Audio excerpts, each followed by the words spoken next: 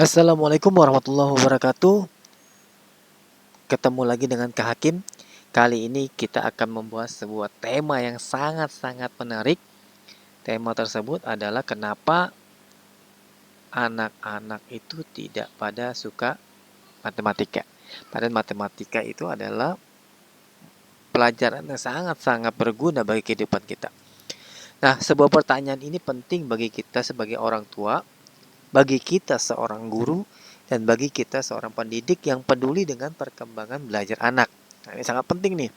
Makanya kita coba bedah satu persatu ya.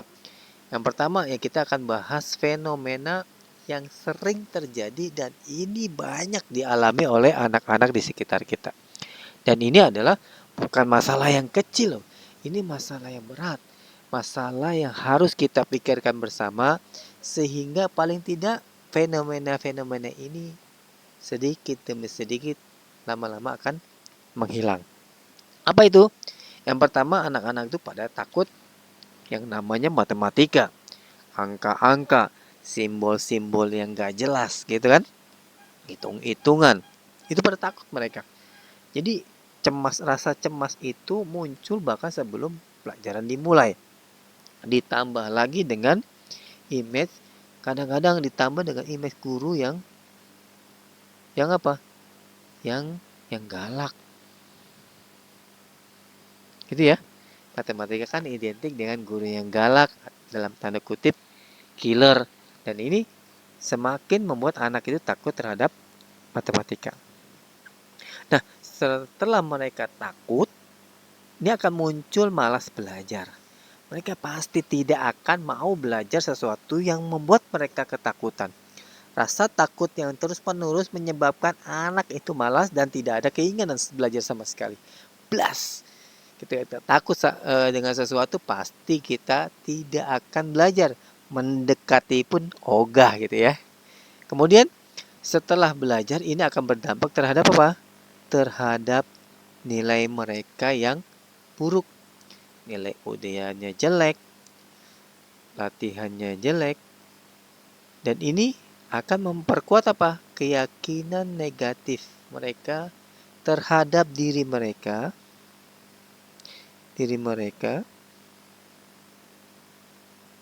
dan matematika plus matematika MTK. Keyakinannya apa? Oh, diri mereka itu tidak bisa matematika. Matematika itu sesuatu yang sangat menakutkan, yang perlu dihindari. Kemudian apa? Nah, setelah ini mereka akan menghindar terhadap matematika. Anak sudah mulai tidak mau mencoba, tidak mau mendengarkan, sehingga mereka menarik diri dalam pelajaran. Bahkan anak-anak ada yang bilang, udahlah, gue skip aja lah, skip matematika nih, skip matematika, gue fokus sama pelajaran A, B, C, dan D. Nah, seperti itu ya. Ketika mereka sudah skip, berarti sudah plus mereka menarik diri dari pelajaran tersebut. Inilah yang kita khawatirkan. Nah, penyebabnya apa sih? Kita coba akan bedah satu persatu menurut pengamatan Kak Hakim ya. Oke, kita lihat di sini adanya mindset matematika itu sulit. Nah, keyakinan seperti ini, keyakinan negatif ini seringkali bukan berasal dari anak tersebut. Anak-anak biasanya polos, tidak tahu apa-apa, seperti kertas putih ya. Kalau diisi A, dia akan A, dikesiram air kopi, dia akan ada bercak kopinya. Ketika dikesiram air comberan, dia akan ada bercak comberannya. Melainkan lingkungan sekitarlah yang membentuknya. Lingkungan sekitar apa? Ada orang tua, ada guru, ada teman-teman dan sebagainya. Ditambah lagi nanti ada di zaman kita ini ada medsos-medsos yang tidak bertanggung jawab. Oke, pengaruh lingkungan ya. Nih, kadang-kadang di keluarga itu memberikan andil yang sangat besar. Orang tua, baik itu ibu, ayah maupun kakak atau adik. Biasanya pernah ada perkataan, dulu ayah nggak bisa matematika, Tapi ayah sekarang sukses gitu. Aduh, sama ibu juga dulu nggak bisa. Iya betul bu. Kakak juga, aduh, matematika pusing banget, gitu kan. Sering ada kata-kata seperti itu sehingga apa? Oh, matematika itu sulit ya. Matematika itu sulit ya. Nah, gitu ya. Di sekolah, teman-teman mereka udah gak usah ngajarin matematika, pusing gua, sulit, gak bisa gua mah. Lu gimana, bisa nggak? Kalau gua mah nggak bisa gitu. Sudah ada kata-kata seperti itu. Dan ini di apa namanya? Diperburuk lagi oleh kadang-kadang guru tersebut juga apa? Menambah mindset matematika itu sulit. Ingat ya anak-anak, matematika itu sulit. Makanya kamu harus belajar baik-baik. Mengharapkan anak suka matematika, tetapi yang keluar dari lisan gurunya adalah matematika itu sulit. Oh, udah fix nih. Matematika itu sulit nih. Udahlah, fix lah gitu ya. Jadi apa? Menanamkan sugesti yang negatif terhadap matematika, baik dari orang tua, teman, maupun guru bahkan sekaligus. Nah, kemudian ada pelabelan, tak, kamu itu nggak berbakat, kamu itu nggak berbakat dah, udah belajar yang lain aja. Kata teman-temannya, iya lu nggak berbakat tuh. Ditambah lagi gurunya, kamu ini gak bisa-bisa, gak berbakat kamu nih kayaknya matematika nih. Kata gurunya gitu. Mungkin ada satu dari sekian guru yang seperti itu. Melabeli anak-anaknya itu tidak bisa atau tidak berbakat matematik. Kemudian keyakinan negatif ini ngumpul terus. Ngumpul, numpuk. Keyakinan negatif ini numpuk. Numpuk terus. Sehingga menjadi sebuah keyakinan yang tertanam dalam pikiran anak tersebut. Bahwa matematika itu sulit. Padahal dia belum mencoba. Padahal kalau dia mau mencoba dikasih cara yang benar, pasti bisa. Atau mungkin pelan-pelan akan bisa. Tapi karena keburu dia yakin bahwa matematika itu sulit, ngapain dipelajarin? Orang sulit kok gitu ya. Pelajaran kayak apa setengah mati juga nggak bakal bisa gitu. Penyebab yang kedua, tidak dikaitkan dengan kehidupan nyata. Nah nih, ujuk-ujuk kadang-kadang guru masuk, ya rumus ini adalah bla bla bla bla bla bla bla bla bla. Sehingga anak-anak apa? Aduh, apa ini? Terdengar asing ya. Asing. Jadi masalah yang sering terjadi coba kita akan bahas. Yang pertama adalah jarang ada contoh aplikasi. Padahal matematika itu sangat dekat dengan kehidupan kita. Contoh, misalkan ini ada diskon matematika. Terus yang mau hobi belanja dagang, ini matematika. Terus juga apa lagi?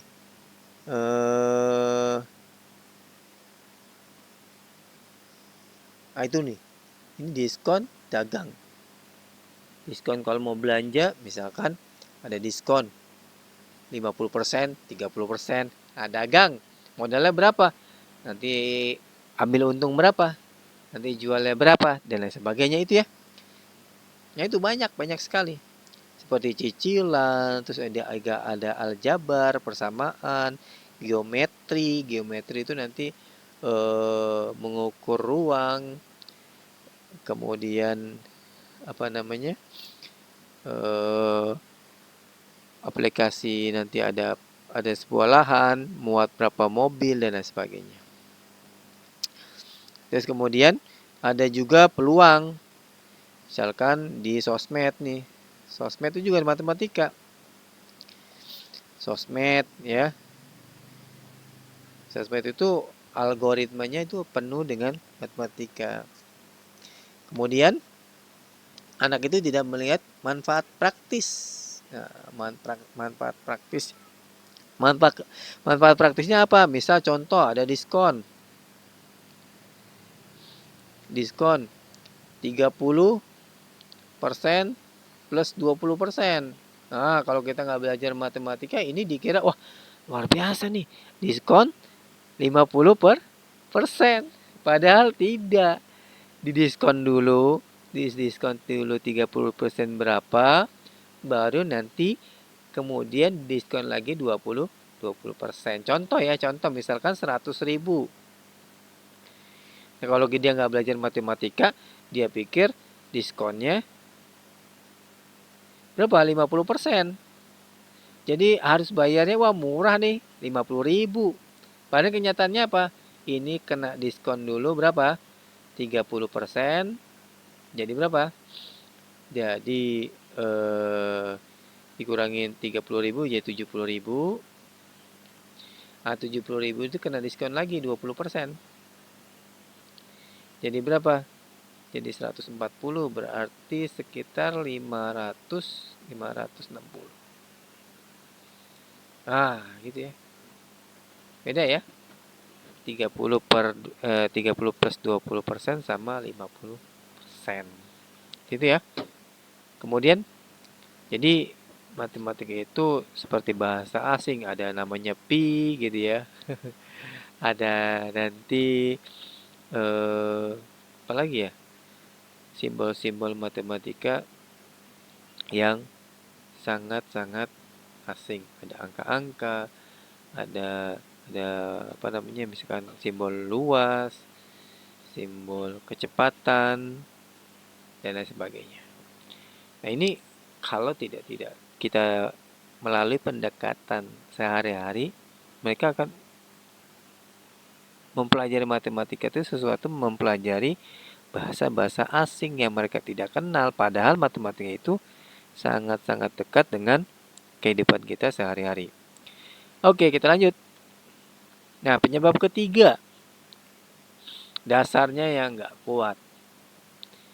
Dasarnya nggak kuat apa? Dasarnya yang belum seperti apa?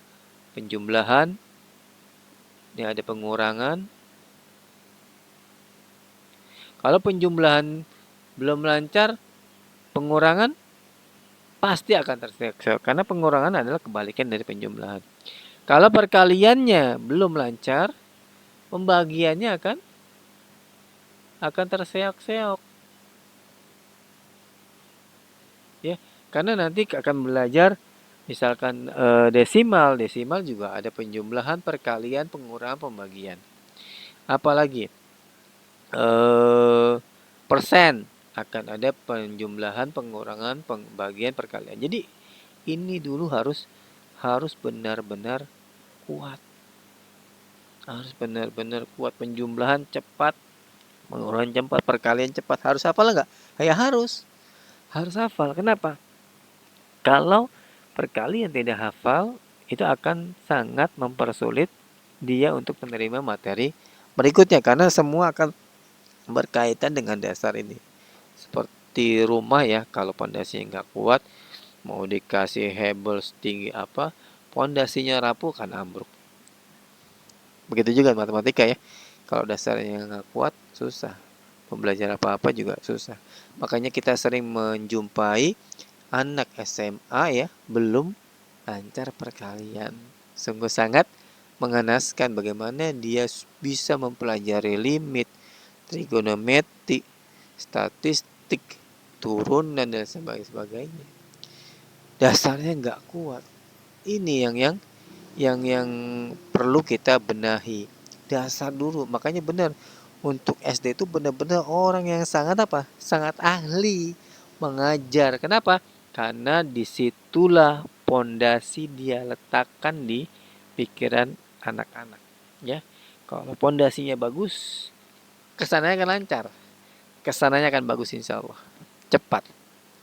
Kemudian ke dasar yang belum kuat, materi makin lama makin sulit. Kelas 1, kelas 2 nggak bisa penjumlahan, kelas 3 makin sulit, kelas 4, kelas 5 dan seterusnya makin sulit, masuk SMP makin sulit, SMA makin sulit lagi, dan dia apa? Tidak bisa mengikuti pelajaran dengan baik. Kenapa? Karena materinya semakin kompleks, anak-anak sudah langsung menyerah. Kenapa? Karena pondasinya nggak kuat. Oke, kemudian setelah itu ya udah frustasi dan tertinggal ya orang penjumlahan aja terseok-seok, mau belajar apa namanya luas, keliling, persamaan kuadrat dan lain sebagainya. Mereka akan merasa frustasi dan tertinggal. Udah mereka tidak akan percaya diri. Udahlah, gua mah nggak bisa. Udahlah. Seperti itu ya. Udah, jadi anak-anak tidak ada semangat sama sekali.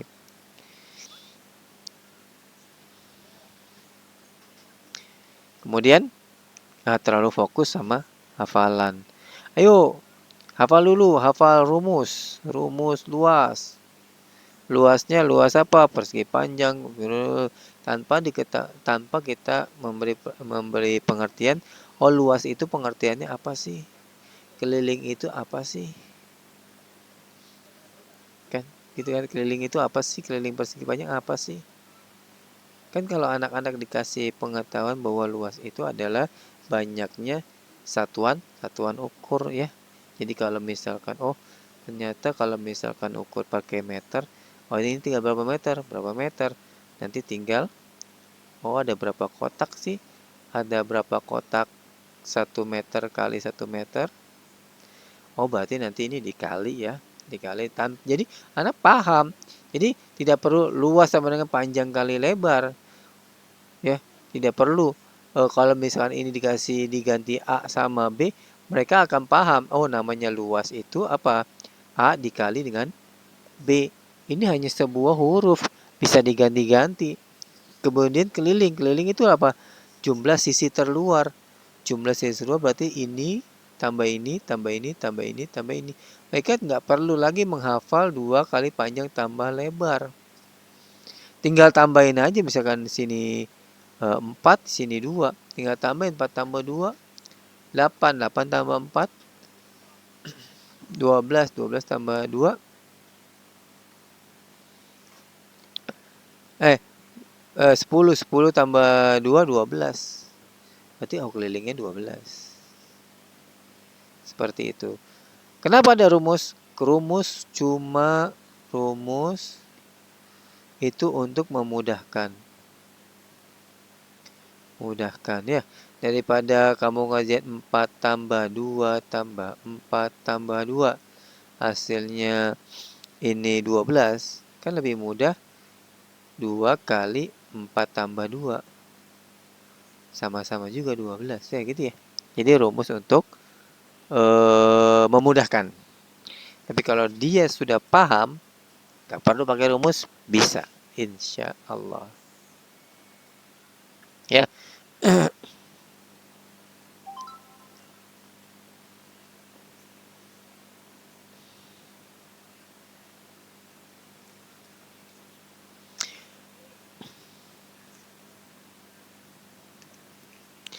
Oke ya. Jadi menghafal rumus tanpa memahami konsep di baliknya. Disuruh ngapalin luas, keliling, volume ya, luas permukaan dan sebagainya. Banyak. Belum lagi ini udah 4. 4 kalau bangun ruangnya ada berapa tuh? 5, 6. Tinggal dikalikan aja. Betapa banyak rumusnya. Tanpa dipahami dengan konsep di baliknya. Kemudian kurangnya eksplorasi.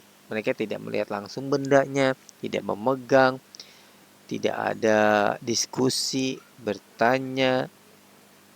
saling bertanya, saling membagi informasi, melihat betul-betul ya. Kurangnya eksplorasi, cuman dengerin aja gurunya ceramah ya.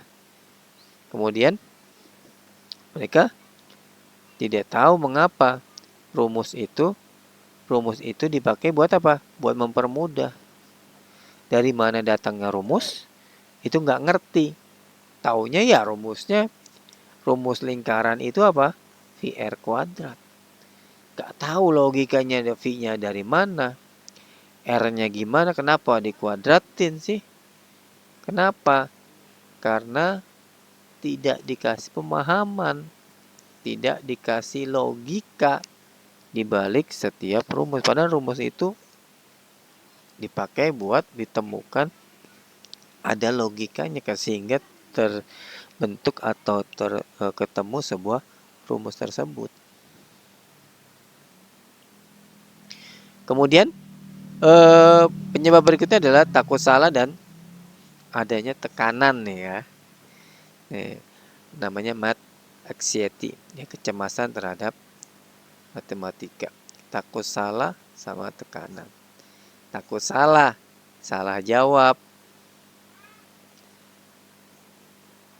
Takut tekanan, oh tekanannya kamu harus KKM, misalkan 75 minimal. Kalau nggak 75 nggak naik kelas. Orang tua, pokoknya kamu matematika harus 8. Kalau nggak 8 nanti mama marah. Dulu papa matematikanya 9. Kamu harus bisa 9, kalau nggak kayak ayah dong, nggak kayak papa dong, seperti itu. Nah, ketakutan untuk salah bukan sekedar rasa malu biasa. Ini bisa berkembang menjadi kecemasan matematika atau math anxiety yang menghambat kemampuan berpikir anak secara nyata. Oke, dimarahi saat salah menjawab ya. Dimarahi baik itu dari guru maupun orang tua. Ya. Nah, ini kalau salah jawab dimarahi ya. Seperti itu. Kadang perlu sedikit ya supaya anak termotivasi. Tidak perlu berlebihan atau setiap salah dimarahi. Oke, lanjut. Takut ditertawakan. Nah, ketika temannya maju ke kelas, ke depan kelas menjawab, kemudian apa? Salah. Tenong. Wah, langsung deh otomatis satu kelas tertawa semua. Lebih-lebih nanti ditambah lagi dengan bullying dari teman, bahkan dari guru. Nah, ini parah nih. Dari guru kadang-kadang suka ada yang membuli. Kemudian tekanan nilai dan ekspektasi tinggi tadi ya. Ini pokoknya harus minimal 75. Kamu harus nih dapat MTK itu 80. Nah, seperti itu. Ya, tanpa ada dukungan, sokongan, pondasi yang kuat yang ditanamkan terhadap anak tersebut. Kemudian setelah itu ya udah otak memblokir saat kecemasan itu berlebihan. Jadi mereka memblok matematika dari pikiran mereka. Penyebab keenam, pola. Ini juga menjadi salah satu faktor terpenting, pola pengajaran yang kurang tepat. Gurunya kurang ya, bukan tidak bisa mengajar. Kurang, apalagi generasi ke generasi mempunyai karakteristik yang berbeda-beda. Dan seorang guru harus apa? Harus bisa menyesuaikan. Jangan pakai cara-cara klasik, pembelajaran satu arah dan lain sebagainya. Ya, harus kreatif seorang guru. Dia mungkin lulusan S1, S2 bahkan S3, ketika tidak mempelajari bagaimana cara mengajar yang baik dan benar, itu akan kurang maksimal. Bagaimana seorang guru itu harus bisa membaca karakteristik seorang anak didiknya. Ya, metodenya kaku kadang-kala ya. Penjelasan hanya satu arah. Ngoceh aja gurunya, nerangin, jelasin, baca. Udah anaknya yang di belakang ini pada nguap, ngantuk, tidur, molor ya. Bahkan sampai ngeces ya. Penjelasan tanpa interaksi membuat anak pasif dan sulit memahami konsep. Kemudian kurang permainan, jenuh gitu-gitu aja. Sekali-sekali makanya ada namanya ice breaking ya, memecah kebekuan, kejenuhan. Ini harus nih supaya anak itu fresh lagi, segar lagi, apalagi anak-anak Gen Z, Gen Alpha itu konsentrasinya sangat-sangat minim, ya. Ketika mereka sudah mulai tidak konsentrasi, sudah kita adakan game yang mudah, yang sederhana, yang sehingga bisa menarik perhatian mereka lagi. Kemudian terlalu cepat nih. Terlalu cepat apa? Karena ini biasanya ada target ya. Nah, target ada berapa hari pembelajaran, apalagi kalau sering libur atau gurunya suka nggak hadir. Ini jadi yang seharusnya 2-3 hari dipres jadi 1 hari. Ini juga kurang tepat ya. Targetnya tercapai, tapi apakah materi yang disampaikan itu benar-benar masuk ke dalam otak anak-anak ya. Kemudian bagaimana membantunya sekarang sih? Nah, ini yang penting. Ada langkah konkret yang bisa dilakukan orang tua, guru untuk mengubah persepsi anak terhadap matematika. Apa itu? Yang pertama, bangun mindset positif. Ini harus dibangun betul-betul kompak mulai dari guru, orang tua, teman. Nah, sekarang ada namanya medsos ya. Medsos itu apa? Harus ambil bagian. Ya, makanya ini saya mudah-mudahan dengan langkah kecil saya bisa membantu membangun mindset positif anak-anak Indonesia, sehingga apa? Sehingga bersemangat lagi, bergairah lagi untuk belajar, khususnya apa? Khususnya matematika ya. Jadi ubah narasi di rumah, di kelas ya.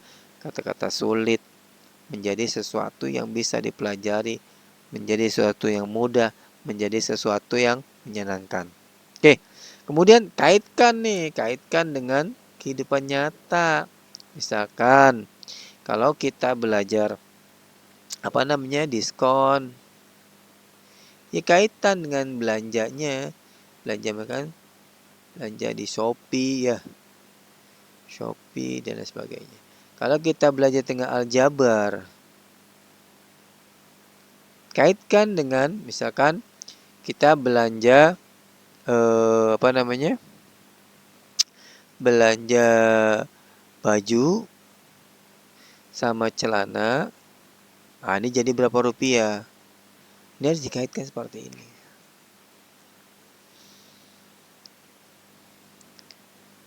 Banyak contohnya yang bisa kita ini seperti apa? Aritmatika misalkan aritmatika harus dikasih tahu ya, misalkan mengenai cicilan, terus juga menabung di bank dan lain sebagainya. Kemudian ada lagi tadi aljabar persamaan. Nah, ini bisa nih yang jago jualan tadi ya, sempat disinggung. Ini kan ada macam-macam variabel ya. Variabelnya apa? Misalkan modal, ada ongkos, biaya produksi dan sebagainya. Nanti harga jualnya ketahuan. Itu harus ditanamkan dulu sebelum masuk ke materi inti. Mukadimahnya harus dikaitkan dengan kehidupan nyata. Sehingga saya belajar ini tuh untuk ini. Saya belajar itu untuk ini. Seperti misalkan peluang ya. Peluang ini penting kita jelaskan ya. Judi itu misalkan ya. Judi itu peluang yang sangat buruk. Ya, peluang yang sangat kecil. Sangat kecil. Judi itu peluangnya sangat kecil. Apalagi judi online. Bisa disetting dari algoritmanya. Sehingga untuk kemungkinan menang sangat mendekati nol. Ya, mendekati nol. Judul itu sama sekali tidak ada kemenangan. Yang mereka fair pun, jujur pun, kita tidak akan menang. Atau sangat kecil sekali, apalagi mereka taruh di algoritmanya supaya mereka menang terus. Kemudian Perkuat dasarnya. Ini harus penting nih. Ini PR besar buat ortu ya. Makanya ini mudah-mudahan bisa membantu, channel ini bisa membantu para orang tua bagaimana memperkuat dasar penjumlahan, perkalian, pembagian dan sebagainya. Ini diperuntukkan untuk ibu-ibu. Biasanya kan anak-anak itu belajar sama ibu-ibu ya, jarang anak-anak belajar dengan bapak-bapak. Nanti kita akan perbanyak konten-konten untuk memperkuatkan dasar matematika seperti penjumlahan, bagaimana penjumlahan yang tepat, cepat, bagaimana cara menghafal perkalian cepat, tepat, bagaimana bisa menguasai penjumlahan, pengurangan, perkalian, pembagian dengan sangat cepat dan tepat. Ya, jadi pastikan anak-anak itu paham betul dasar matematika. Ini penting dan sangat penting sekali. Ya, karena kalau kita hanya mengandalkan guru, nah guru satu, anak murid 40, tidak akan mungkin terkontrol satu persatu. Maka peran orang tua ini ada sangat penting. Karena orang tua itu adalah pendidikan pertama bagi anak ya. Ini mudah-mudahan channel ini akan sangat membantu. Kemudian selanjutnya adalah pahami konsep. Konsep. Dengan konsep otomatis akan hafal. Dengan konsep tanpa rumus pun kita bisa mengerjakan soal. Seperti itu ya. Dorong anak-anak tanya mengapa, banyak eksplorasi dan sebagainya. Apalagi sekarang sudah ada sosmed yang mereka bisa berselancar, apalagi ada AI ya sekarang. Luar biasa, ini bisa sangat membantu anak-anak bereksplorasi. Kemudian, nah, matematika bisa akan jadi sesuatu yang menyenangkan, mudah,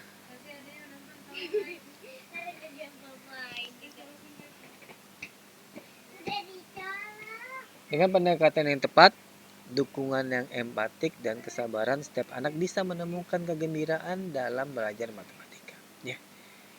Jadi anak-anak bisa tersenyum bebas, walaupun dia seringkali menghadapi kesulitan, mereka tahu, oh ini proses. Ini bisa kita lakukan asalkan kita serius. Ya, setiap anak memiliki potensi matematika. Punya potensi matematika.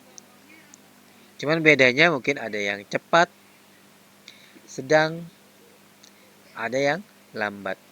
Gak apa-apa. Alon-alon asal kelakuan. Jadi lambat-lambat yang penting bisa. Ya, semuanya pasti punya potensi. Tugas kita adalah menemukannya, bukan menghakimi. Ya, seperti itu. Oke, mungkin itu saja yang bisa disampaikan. Mudah-mudahan apa yang saya berikan ini menjadi pencerahan bagi kita semua, terlebih-lebih bagi anak didik, bagi para orang tua, bagi para guru dan para pendidik. Semoga bermanfaat. Assalamualaikum warahmatullahi wabarakatuh.